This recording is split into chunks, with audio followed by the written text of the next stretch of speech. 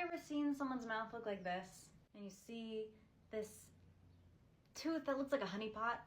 Well, the inside is dentin. I'm a dental hygiene student. Let's talk about it. Dentin is very complicated, but it works in two phases, primary and secondary. Let's get that straight. So remember when we learned about tooth development and it had all these stages? The cap stage, you can see where the enamel organ is starting, and you see this follicle here? The inside is called the dental papilla. And in the dental papilla, you have an inner and an outer layer. The inner layer is the dental pulp and the dentin as well. So the outer is the dentin and the inner is the pulp. Remember that. Mineralization of dentin begins in the apposition and maturation stage. That is during the bell stage. So dentin is 70% inorganic, 20% organic, and 10% water. The mineralization, or the minerals in dentin, is calcium hydroxyapatite. Okay? That is the calcifier, that's the hardener that helps with the globulins that we're going to talk about. So in dentin, there is this first layer of pre-dentin called the mantle. See where this blue line that I drew is? It kind of goes this thin layer around the outer wall of the dentin, basically like the border of the DEJ and the DCJ, which is the dental enamel junction and the dental cementum junction.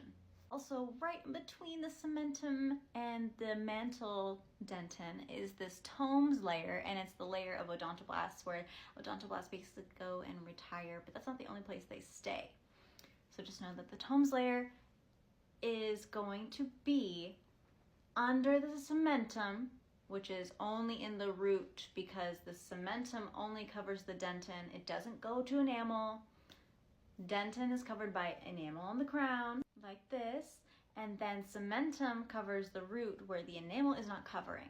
So the tomes layer is only going to be on the cementum where the root is. Let's get that right.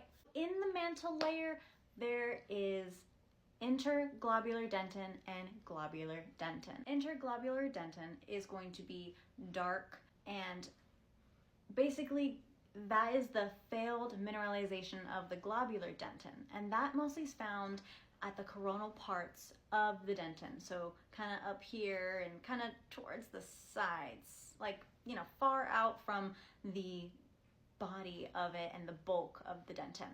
It's not as mineralized. So the globular dentin is what makes the most out of the dentin. It hardens it, makes it mineralized. It spreads out throughout the bulk of the dentin. So interglobular dentins are not as mineralized because they're failed mineralized globular dentins, and they kind of stay up on the coronal areas, and globular dentins kind of spread out and fuse together and create that hardening of the bulk of the cementum, of the dentin, sorry. Here's an example of interglobular dentin. This is dark, and then the globular dentin is the light part where it's like hard and mineralized and all. The globular dentin, because it's mineralized, it has the phases that we're going to talk about, which is the primary and secondary. Primary does the body of the dentin. So it goes until the apical foramen, and then it stops. That's the primary phase. The secondary phase is after the apical foramen is made, and that is going to be continuously happening. That is also where the odontoblasts stay majority of the time and throughout the life of the tooth. There's also another phase called the tertiary dentin, and that only happens because of trauma. So if there's abrasions or attrition, your tertiary dentin is going to try the best it can to regenerate and help the secondary dentin, but there's not much, it can't work that fast. In dentin, there's also these things called the primary S-curve and the secondary curve. The primary curve is a large S-shaped curve, and it's going to be these lighter lines. Basically going to talk about like the course of time of dentin tubules. There is a second curve that goes down, and that's like the second phase, and that's just going to be like the daily thing that goes on during that second phase, and odontoblasts are there, and it's going to be a lot darker. It's where the direction goes depending on the apposition phase.